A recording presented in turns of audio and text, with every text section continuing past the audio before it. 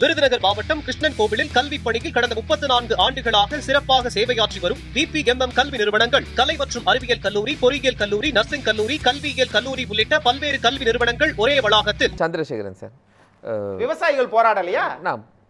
விவசாயிகள் போராடிட்டு தானே இருக்கிறாங்க. சந்திரசேகரன் சார், இந்த அரசு மீது ஒரு பெரிய அதிருப்தி களத்தில் இருக்கா? இப்போ அரசியல் கட்சிகளுடைய போராட்டத்தை பார்க்குறோம், களத்தில் உண்மையாகவே தாவேக்கா மேலே ஒரு பெரிய அதிருப்தி இருக்கு. நீங்கள் 2 செய்திகள் கேட்டீங்க. தலைப்பில் கேட்டிங்கன்னா அசுர வளர்ச்சி பெற்றிருக்கிறாரான்னு கேட்டீங்க. அசுர வளர்ச்சி என்பதை விட அசராத ஒரு வளர்ச்சி அவருக்கு, அதாவது ஒரு நிதானமான வளர்ச்சி அப்படின்னு கூட சொல்லலாம். ஒன்று. இரண்டாவது, இப்போ போராட்டங்கள்லாம் எல்லா கட்சியும் நடத்துதுன்னு சொல்கிறீங்க.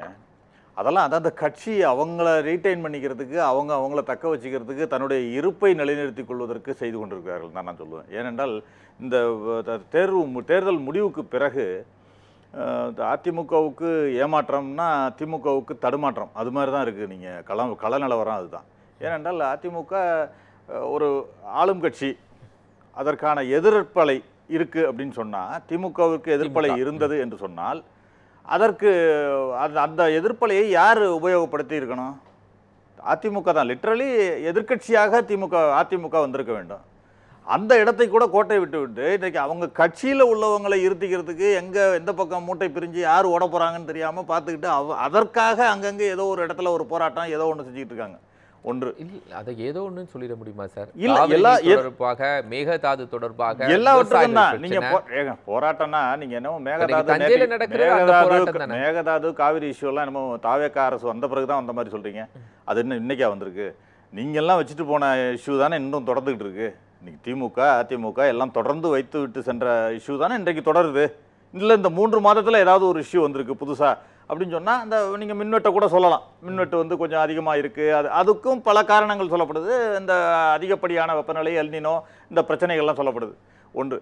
இரண்டாவது, நீங்கள் அதிமுகவை எடுத்துக்கிட்டிங்கன்னா, அதிமுக திமுக இவங்கெல்லாம் தோல்விகள், இந்த இதில் தடுமாற்றம் இருக்குதுன்னு சொன்னேன். திமுக அதை எப்படி வெளிப்படுத்துகிறாங்கன்னா, ஒன்று போராட்டம், இன்னொன்று விமர்சனங்கள். அந்த விமர்சனங்கள் RS பாரதியில் ஆரம்பித்து இன்றைக்கு அக்னீஸ்வரன் வரை அது தொடருதுன்னு பார்க்குறேன் நான். தடுமாற்ற விமர்சனங்கள். ஏன்னா படித்தவர்களுக்கும் படிக்காதவர்களுக்குமான போட்டியில் படிக்காதவர்கள் வெற்றி பெற்றிருக்கிறார்கள்னு ஒரு உடனே எடுப்பில் சொல்கிறார். அது சரியான வார்த்தை இல்லைன்னு நினைக்கிறேன் என்னை பொறுத்த வரைக்கும். அப்படின்னா படித்தவர்களெல்லாம் வாக்களிக்கலையா, இல்லது ஒரு செக்டார் தான், படிக்காதவர்கள் தான் உட்காந்துருக்காங்களா, இல்லை படிக்காத முட்டாள்கள் வாக்களித்தார்கள்னு சொல்ல வர்றாரா? எனக்கு ஒன்றும் புரியல. அது எனக்கு தெரிந்து ஒரு சரியான டேர்ம்னு தெரியல. ஏன்னா ஒரு அட்வொகேட்டு அது மாதிரி சொல்லியிருக்கக்கூடாதுன்னு நான் நினைக்கிறேன் அந்த வார்த்தை. அப்படி இருக்க முடியாது. ஏதாவது ஒரு உதாரணத்தை சொல்லுங்க. நீங்க படிக்காதவங்களுக்கு இத்தனது சொல்லிட்டேன் நான். நீங்க யாருங்க? ஏங்க நீங்க வாக்களித்த இல்ல இல்ல அப்படின்னு சொன்னா அதுக்கு பேர் என்ன? இல்ல ஏங்க, நீங்க ஜெயலலிதா அவர்களே தன்னுடைய இல்ல இல்ல ஜெயலலிதா நீங்க அப்படியே சொன்னீங்க. படித்தவர்களுக்கும் நீங்க வேணா ரிவைண்ட் பாருங்க. படித்தவர்களுக்கும் படிக்காதவர்களுக்குமான போட்டியில படிக்காதவர்கள் வாக்களித்து வந்துட்டாங்க. இல்ல இல்ல இல்ல இல்ல தவறான விஷயம் நீங்க கோட் பண்றது. எல்லா தரப்பு மக்களும் ஜாதி மதம் இல்ல இல்ல ஜாதி மதம் அதெல்லாம் ஜாதி மதம் பார்த்து தாங்க ஓட்டு போட்டுருக்காங்க. அடுத்த ஸ்டாண்டுக்கு நான் போயிரேன். வேணாம், நீங்க போகலாம். ஏங்க நீங்க சொன்னீங்க, நானும் உங்களை குறுக்கில்லையே, நீங்க சொன்னதுக்கு பதில் சொல்றேன். நீங்க சொன்னதுக்கு ஆமாங்க, என்னுடைய கருத்து. இன்னொன்னு, நீங்க ஜாதியை குறிப்பிட்டாருன்னு சொல்றீங்க. ஜெயலலிதா அவர்கள் தன்னுடைய ஜாதியை சட்டசபையிலேயே குறிப்பிட்டதை நம்ம பார்த்தோம். இல்லையான்னு சொல்ல முடியுமா? நீங்க மறுக்க முடியுமா? அங்கே ஜாதியை குறிப்பிட்டு தான் நான் பேசினார், அவர் ஜெயலலிதா பேசினார். அது மாதிரி நிறைய இருந்திருக்கு. அதெல்லாம் எந்த விதமான முன்னுதாரணமும் இல்லாமல் இல்லை. அவர் நான் பான் கிறிஸ்டின், அவருடைய மதத்தை சொல்றதுல தவறு கிடையாது. ஒன்று. இரண்டாவது, நீங்க அதை கடந்து போயிடுவோம். சொல்லலாமா? ஏங்க ஜெயலலிதா சொன்னது தவறுன்னு நீங்க ஒத்துக்குங்க, நானும் இதை ஒத்துக்கிறேன். சொன்னது என்ன சொன்னாங்க? என்ன சொன்னாங்க? நீங்களே சொல்லுங்க. அவங்க என்ன சொன்னாங்க? நீங்க சொல்லுங்க. நீங்க நான் சொன்னேன், நான் அதை சொல்ல விரும்பல, அதனால சொன்னாங்கன்னு சொல்றேன். அதோட கடந்து போறேன். ரெண்டாவது, இவங்களோட ஒப்பீடு பண்றீங்க பாருங்க. சொன்னது சரியா? ஏங்க அவங்க அரசியலமைப்பு சட்டப்படி சொல்லலாமா? ஏன் சொல்லக்கூடாது? ஒரு அப்ப சரி, ஏன் சொல்லக்கூடாது? அவர் மதத்துக்கு அவருக்கு சரியா இருக்காருன்னு சொல்லிட்டு போறாங்க. என்ன இருக்கு? அது என்ன இருக்கு? தவறு என்ன இருக்கு? இரண்டாவது, நீங்க அந்த விமர்சனங்கள்ல எடுத்துட்டு போனோம்னா, காவிரி பிரச்சனைன்னு போய் உதயநிதி போராட்டம் நடத்திட்டு அதில் என்ன கொச்சையான வார்த்தைகள் பச்சையான வார்த்தைகளை பயன்படுத்தினார்னு பார்த்தோம். அவர் பேசுனது எல்லாமே இந்த விரக்தியின் வெளிப்பாடாக தான் நான் பார்க்குறேன். RS பாரதி கடைசியாக என்ன வந்துட்டாருன்னா, ஃபர்ஸ்ட் என்ன சொன்னார்னா, இவர் சொன்ன மாதிரி தான், படித்தவர்கள் படிக்காதவர்கள் சொன்னார்ல. RS பாரதி என்ன சொல்றாருன்னா, கோட்டு போட்டவனுக்கு ஓட்டு போட்டீங்க, அடுத்தது கோவணம் கட்டிட்டு வருவான் அவனுக்கும் ஓட்டு போடுவீங்கன்றார். RS பாரதி இதே வார்த்தைகளை சொல்றாரு. நேற்றைக்கு 2 நாட்களுக்கு முன்னாடி ஒரு பேசுறப்ப, அவங்க வாக்களிச்சிங்கல்ல, அந்த வாக்களிச்சவங்களாம் நல்ல சாவே வராதுன்னு ஒரு சாபம் வேற. அந்த லெவலுக்கு போயிட்டு இவர்களுடைய விரக்தியும் இதுவும் எந்த லெவலுக்கு போயிருக்குன்றதை நான் வச்ச கருத்தில் எடுத்துக்கிட்டு சொல்கிறேன். அந்த விமர்சனங்கள் வெளிப்பாடு தான் அது. அந்த விரக்தியின் வெளிப்பாடு தான் அவர்களுக்கு வருது. ஒவ்வொரு இடத்துலையும் அந்த வெளிப்பாடு வருது. இவர் முன்னாள் மோடி எங்கள் டேடின்னு ஒருத்தர் சொன்னார், ஒரு முன்னாள் அமைச்சர் ஒருத்தர் சொன்னார்ல, ராஜேந்திர பாலாஜி. உடனே தெரியுது உங்களுக்கு. அதனால அவர் சொல்றாரு ஒரு நாளைக்கு, ஸ்டாலின் அவர்களுக்கு கோபம் வந்தால் இந்த ஆட்சி நீடிக்காதுங்கிறார். எனக்கு திடீர்னு ஒரு டவுட். ஏன்னா இங்கே இருந்தாங்க, அங்கே இருந்து தாவிட்டு இருக்காங்களா, ஒருவேளை அவர் திமுக தாவிட்டார் போல இருக்கு அப்படின்னு சொல்லிட்டு பார்க்குறேன். இல்லை, அதிமுகவில் தான் இருக்கார் அவர். அதிமுகவில் இருந்தால் எடப்பாடிக்கு கோபம் வந்தால் ஆட்சிக்கு விழுந்து தானே சொல்லணும். ஸ்டாலினுக்கு கோபம் வந்தால், ஆக இவர்கள் எப்படி ஒன்றுக்குள் ஒன்றாக தோல்வியில் ஒன்றாக இணைஞ்சிருக்காங்க. வெற்றியில் ஒன்றாக இணைகிறது வேற, தோல்வியில் ஒன்றாக இணைந்திருக்கிறார்கள் என்பதை பார்க்கிறோம். சரி, நான் ஒன்று கேட்குறேன் சந்திரசேகர். இப்போ இந்த போராட்டங்களை எல்லாத்தையுமே உண்மையாகவே அரசு இதெல்லாம் செய்ய தவறிடுச்சு, அதுக்காக எதிர்க்கட்சிகள் சுட்டிக்காட்டி இந்த போராட்டத்தை நடத்துகிறாங்க அப்படிங்கிறத தாவேகா எந்த ஒரு புள்ளியிலையும் எடுத்துக்கலையா? நீங்கள் எடுத்துக்கலன்னு சொல்ல முடியாது. நீங்கள் இவ்வளவு குறுகிய கால முதல் கூட்டத்தொடருங்க. நீங்க இந்த பட்ஜெட் கூட்டத்தொடர் என்பது தாவேகா ஆட்சி வந்து ஒரே நிமிஷம் அது சொல்லிடுறேன். அதை உங்க கேள்விக்கு தான் பதில் சொல்றேன். அதாவது தாவேகா ஆட்சி வந்து முதல் கூட்டத்தொடர் நடக்குது. முதல் கூட்டத்தொடரில் முதல்ல எடுத்த உடனேயே அவங்க வந்து மேகதாது இஷ்யூக்கு தான் அனைத்து கட்சி தீர்மானம். அனைத்து கட்சிகளும் ஆதரவோட மேகதாது அணை கட்டுவதற்கு எதிராகத்தான் தீர்மானம். அதற்கு அடுத்து எடுத்துக்கிட்டிங்கன்னா தமிழ்த்தாய் வாழ்த்து பிரச்சனை, இந்த மேகதாது பிரச்சனை ரெண்டுக்குமே வந்து அனைத்து கட்சிகளும் ஆதரவு தெரிவிச்சிருக்காங்க. நீட்டுக்கு பார்த்தீங்கன்னா பாஜக நீட்டுக்கு எதிர்ப்பாக ஒரு தீர்மானம், அது பாஜக தவிர அனைத்து கட்சிகளும் ஆதரவு தெரிவிச்சிருக்கு. தொகுதி மறுவரையறை தீர்மானம், அதை எதிர்த்து டீலிமிட்டேஷன் இருக்கக்கூடாது, ஃப்ரீஸ் பண்ணணுங்கிறதுக்கு இது தீர்மானம். அது வந்து அதிமுக, பாஜக, பாமக தவிர அனைத்து கட்சிகளும் ஆதரவு. ஆக 4 தீர்மானங்கள் ஆல்மோஸ்ட் ஏகமனதாக சட்டசபையில் நிறைவேற்றிருக்கிறது. இது தமிழ்நாட்டு பிரச்சனை தான். சரி, இது தமிழ்நாட்டு பிரச்சனையா இல்லையா? இதெல்லாம் தாண்டி விவசாயிகள் போராட்டம் இருக்கு, விவசாயிகளுக்கு கடன் தள்ளுபடியில் பிரச்சனை இருக்குது. இதுக்கெல்லாம் சுட்டி காட்டி அதிமுக போராட்டம் பண்ணுறாங்க இல்லையா? இப்போது திமுக என்ன போராட்டம் பண்ணுது? நீங்கள் உத்தரவாதம் கொடுத்ததை நிறைவேற்றவில்லை அப்படின்னு போராட்டம். இந்த ரெண்டுமே ஒரு மெசேஜ் அரசு எடுத்துக்கொள்ளக்கூடியது தானே. அதுக்கு எங்கேயுமே பதில் இல்லையே தாவேகா? இல்லை, பதில் இல்லை, செயலில் தான் அவங்க காட்டுவாங்க. ஒன்று. இரண்டாவது, நீங்கள் அவங்க சுட்டி காட்டினாங்கன்னு சொன்னீங்கல்ல, எந்த அரசாவது ஒரு வந்த 100 நாளுக்குள்ளே நீங்கள் அவங்க கொடுத்த 500 வாக்குறுதியோ 400 வாக்குறுதியோ எல்லாத்தையும் நிறைவேற்றாங்கன்னு நீங்கள் இன்றைக்கி சொல்லுங்கள், நான் உடனே இன்றைக்கி நான் அதை ஏற்றுக்கிறேன். எந்த அரசாவது வந்த 100 நாளில் சில திட்டங்களை நிறைவேற்றியிருப்பாங்க, சில திட்டங்கள் கொஞ்சம் பகுதியாக நிறைவேற்றியிருப்பாங்க.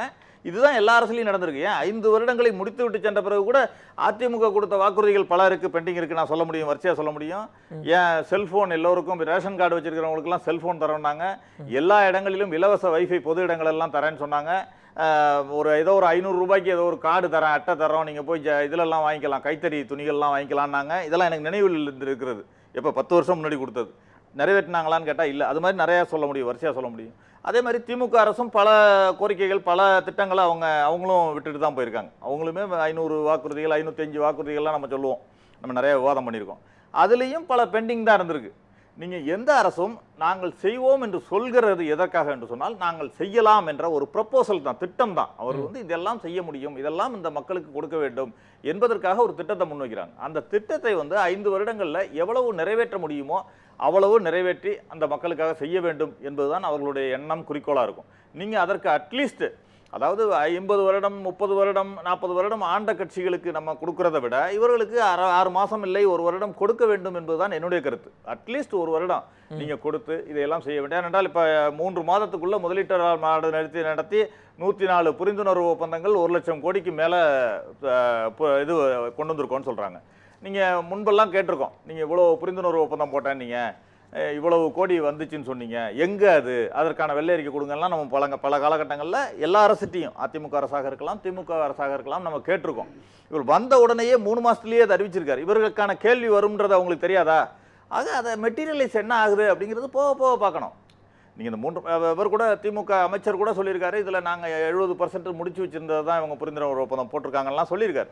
இதில் எந்த அளவிற்கு அப்படி புரிந்துணர்வு ஒப்பந்தம் அவங்க போட்டதாக இருந்தால் கூட, அது மெட்டீரியலைஸ் ஆகியிருந்தால் கூட அதை தொடர்கிறார்கள் என்பதை வரவேற்கணுமா இல்லையா?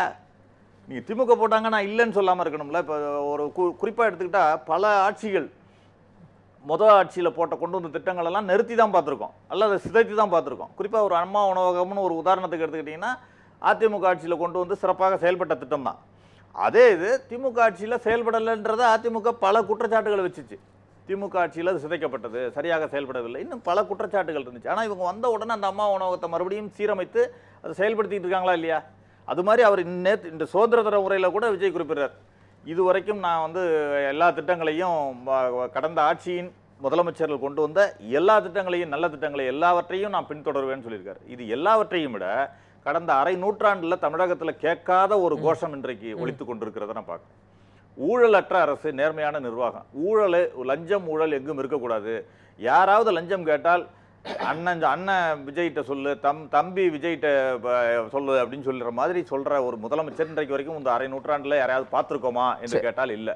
அந்த ஒரு நேர்மையான ஊழலற்ற அரசை கொடுக்கணும்ன்ற ஒரு முன்னெடுப்பை நீங்க ஒரே நாளில் ஊழலை ஒழிக்க முடியாது, ஒரு வாரத்துல, ஒரு மாசத்துல, ஒரு வருடத்துல ஒழிக்க முடியுமான்னு கேட்டால் அது ஒரு கேள்விக்குறி. ஆனால் அதற்கான முன்னெடுப்பை இந்த அரசு செய்து கொண்டிருப்பதை வரவேற்கணும், பாராட்டணும். 70 ஆண்டுகள்ல ஊழலை ஒழிச்சிருச்சு. 70 வருஷம் அப்படின்னா விஜய்க்கு ஒரு 70 வருஷம் கொடுங்க. கோவிந்தராஜன் சொல்ல வர்றது அதான். காமராஜர் ஆட்சியில இல்லாதனால ஒரே ஒரு வார்த்தை மட்டும் சொல்லிடுறேன். நான் சொல்றது இங்க தமிழ்நாட்டை பேசிட்டு இருக்கோம். நீங்க காமராஜர் ஆட்சிக்கு பிறகு இல்ல ஒரே ஒரு அதுல ஒரே ஒரு புள்ளி, அதுல ஒரே ஒரு புள்ளி அந்த, அதாவது காமராஜர் ஆட்சிக்கு பிறகு வந்த திமுக மொழி இனம் அந்த இதை சொல்லி தான் ஆட்சிக்கு வந்துச்சு. மொழிப்போர், இந்தி திணிப்பு, இதை வச்சு தான் ஆட்சிக்கு வந்தாங்க. ஊழல்னு எடுத்து ஆட்சிக்கு வரல, ஒன்று குறிப்பாக சொல்ல விரும்பினா.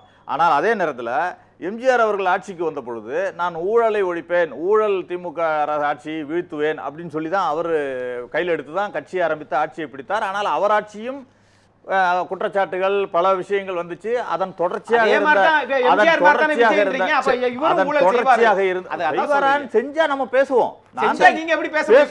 பேசுறவங்க நானே பேசுறேன், நீங்க சொன்னா பதில் சொல்லி தானே ஆகணும். சரி, கோயம்பு இதுல வந்து பழனி அந்த 100 கோடி ரூபாய் காங்கிரஸ் எதிர்த்து போராட்டம் பண்ணிச்சா? இல்ல, அது விசாரணையில இருக்குல்ல சார். சார் அது ஏன் சார் சிபிஐ கொடுக்கல? ஆம்ஸ்ட்ராங் மரணத்தை மட்டும் சிபிஐ கொடுத்தீங்கல்ல.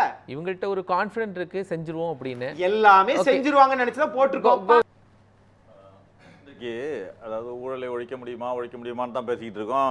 வாட்ஸ்அப் நம்பர் கொடுத்தா ஒழிக்க முடியுமா அப்படின்னாக்கா ஒழிக்கிறதுக்கான ஒரு முயற்சி அவர் ஒரு சின்ன முன்னெடுப்பு தான். எல்லாவற்றிலும் ஒரு முன்னெடுப்பு தான். நம்ம ஒழிக்க முடியுமானா ஒழிக்கக்கூடாதுன்னு விரும்புகிறவங்க தான் அதை பேசுவாங்க.